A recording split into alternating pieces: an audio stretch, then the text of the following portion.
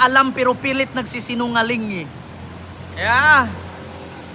Ang mga DDS, alam mo sa totoo lang, lumabas kayo dyan at sabihin nyo sa akin, bakit ninyo susuportahan si Digong? Bigyan nyo ko rason.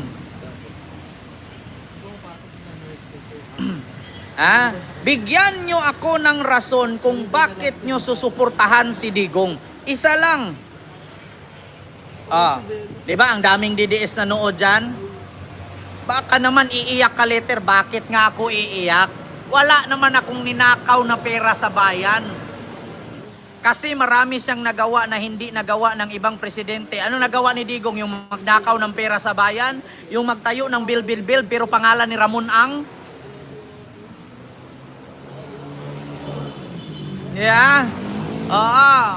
Sisiraan mo Duterte lalo pang aangat. Poki ng ina sa kakasira ko nga kay Duterte na wala ng supporter eh. Alin Dilon, naghahanap ka ng titulo, bakit hindi mo itanong kay Digong? Never again to Duterteng kawatan, sabi ni Purple Heart. Yung driver's license 10 years. Kailan ka ba kailan mo ba nalaman na si Digong ang nagpagawa niyan? Gusto mong i-research ko dito? Sinong congressman ang may akda ng 10 years driver's license? Baka magulat ka.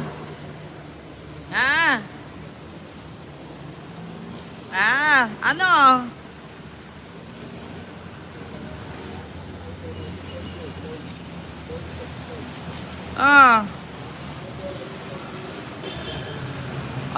Sabi dito ni Brada, si Digong ang may gawa na ginawang 10 years ang driver's license. Poke ng ina mo, si Digong presidente, hindi siya ang congressman. Gusto mong malaman sinong may akda ng driver's license kung bakit naging 10 years yan? I-research mo. Wag tanga. Pati sahod ng pulis at sundalo, si Digong daw nagpataas. Tangina nyo, si Trillanes may akda niyan. Wag kayong bobo. Walang nagawang batas si Digong nung naging presidente siya. Ang batas ay nasa kamay niya. Tanginang Digong na yan. Pag nakita ko personal yan, paluin ko martilyo ulo niyan. Si Digong daw may gawa, naging 10 years daw ang driver's license. Baka magulat kayo. Para kayong tanga. Sabihin ninyo driver's license. Di patayin mo. Poke ng ina, papatay ka sa akin, nagsasabi ka pa. Hindi makakapaiwas pa ako. Tangina, ang bububo talaga ng mga DDS, no?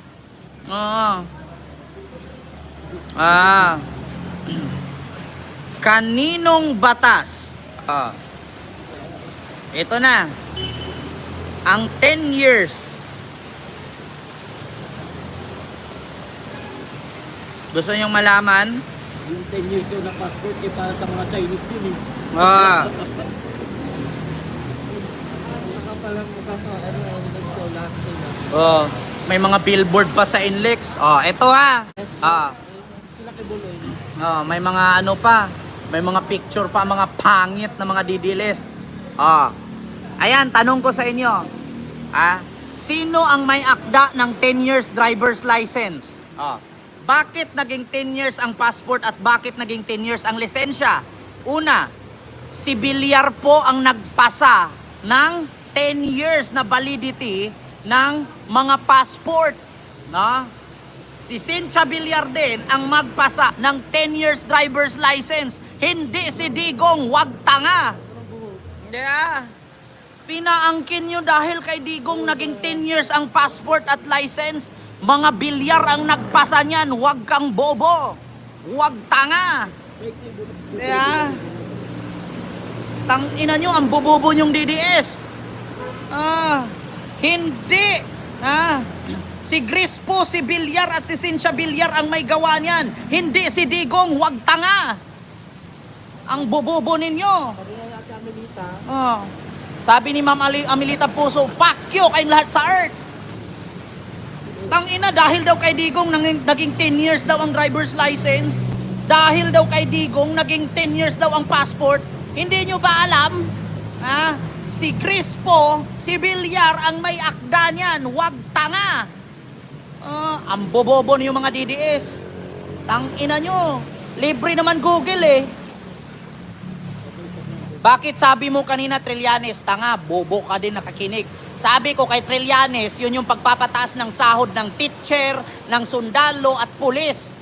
Pero inangkin ni Digong yan, di ba? Anong sabi ni Bongo? Dahil kay Tatay Digong tumaas ang sahod ng kasundaluhan at kapulisan. Si Trillanes din may akda niyan. Tangina nyo, inangkin lang ni Digong. Oo. Poki ng ina, Digong, gumawa ka ng batas, wag puro angkin. Piskal kang di oras, pero wala kang napasang batas. Tangina mo, inaangkin pa ng DDS. Panay mura, galit na galit. Si Digong nga, walang kaaway, nagmumura sa live eh. Diba? At least ako nagmura ganito, pero hindi ako nagmura sa Diyos. Si Digong, lahat pinagmumura, pati Diyos. Diba? Ang may akda ng driver's license, si Crispo. Ang may akda ng passport, si Villar. Ang may akda ng pagtaas ng sahod ng pulis, sundalo at teacher, si Trillanes. Walang akda si Digong. Mag-research naman kayo mga DDS. Huwag yung puro paniwala lang kay Banat Bay. Mapapahiya kayo dyan. Thank you so much po kay Ma'am Alex ng Hong Kong sa super chat. Thank you so much po. Mag-isip naman po kayo. Ngayon Dagol, nasaan ka Dagol? Dagol, sabi mo galingan ko para maniwala ka. Mga DDS, ang sabi ninyo, si Digong daw ang may akda kaya umabot ng 10 years ang passport. Ang passport po si Villar po ha. Ang driver's license si Crispo. Ang teacher, sundalo, pulis na tumaas ang sahod, si Trillanes. Hindi po si Digong, taga-pirma lang si Digong pero wala siyang ginawang batas. Tangina niya. Yeah. Ang bububo nyo. Sabi ni Sergio Santiago, sinali mo pa yung pangalan ni Osmeña at ni Miriam Santiago, tapos bobo ka. Nakakahiya ka sa pangalan mong Sergio at Santiago. Kasi may kilala akong Sergio nilagay sa pera. May kilala akong Santiago, matapang na senadora. Pero ikaw lang yung Sergio Santiago na bobo mag-isip. Tangina mo, mabatay ka na. Tanga-tanga. Hindi kayo nag-iisip. May utak pa ba kayo? Biruin mo yan. Anong nagawa ni Digong? Nasaan yung build? Ipakita nyo build ni Digong.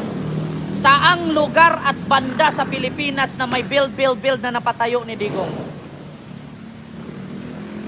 Tanong mo kaya kay Villar, sino nag-utos nun? Si Villar, inutusan ni Digong. Magkalaban yan sila, tangina mo. Pati ba naman senador at congressman, si Digong pa nag-utos? Si Digong lang ang piskal na walang kasong hinahawakan. Ito pala, speaking of piskal. Mga DDS, di ba si Digong piskal bago nag-mayor? Si Digong piskal, mayor, naging gobernador ng Davao. Anong kaso na hinawakan ni Digong?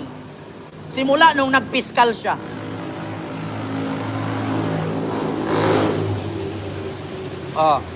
Anong kaso bilang piskal si Digong?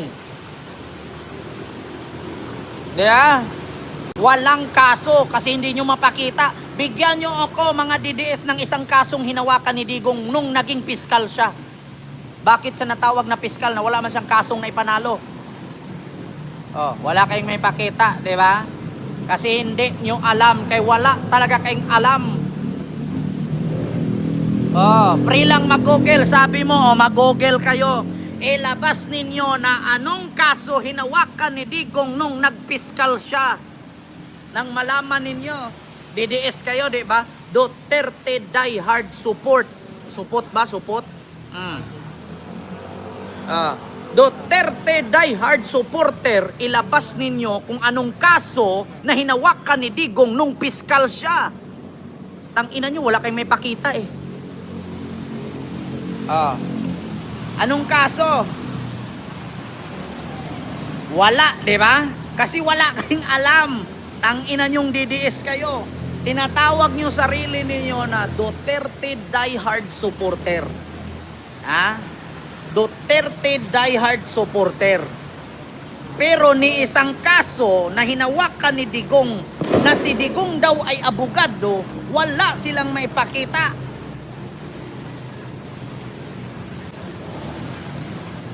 Diya? Okay ng ina. Ang bobobo ng mga DDS. Wa na DDS, puro na lang comment. O mag-heart na lang kayo dyan. Hashtag bobo si Digong. O sabi ni Dagol, relax lang, paano kami lilipat? Dagol, kahit hindi ka nalilipat, suluhin mo yung sarili mo. Hindi ka kawalan. Hindi ka naman importante. Si Sara nga, walang kwenta sa mundo eh. Lilipat ka pa. Diba, Ma'am GC Caliboso? O, pinagpawisan ako sa iyo, brother. Durog na durog sila. Ipakita mo pa. Diba? O, Wilson, fuck you ka sa earth. Ang dami talagang DDS na apakabobo. Kumain na ba kayo? Kaya hindi tayo umunlad sa Pilipinas. Yan dami yung bobo eh. Tignan nyo, hanggang ngayon, sigaw kayo na DDS. Tapos pag tinanong anong kaso ni Digong nung si Digong ay piskal, wala. O, dyan kayo nagkakamali. Huwag nyo akong kalabanin kay hindi kayo manalo sa akin. Tignan nyo, tumakbo si Digong noon. Sabi niya, yan si Maruhas, hindi sa Wharton nag-aral yan. Pumunta lang yan doon, nag-basketball. Nung tinanong, si Digong sa San Beda, na-expelled. Hindi sa Wharton nag-aral yan si Maruhas. Okay nang ina. May diploma ka sa Wharton, tapos hindi ka nag-aral sa Wharton. Yan si Manny Pacquiao. Hindi yan abogado. Buti pa nga si Manny Pacquiao eh. Kahit pa paano, nag-aaral ng abogado si Sara. Reservist lang. Tapos pinagkalat pa na abogada siya. Yeah? Buti pa si Manny Pacquiao, nag-aaral talaga para maging abogado. Oh, si Sara Duterte, reservist lang. Pinagyabang na. Alam nyo ba ibig sabihin ng reservist? Pasang-awa. Government grade.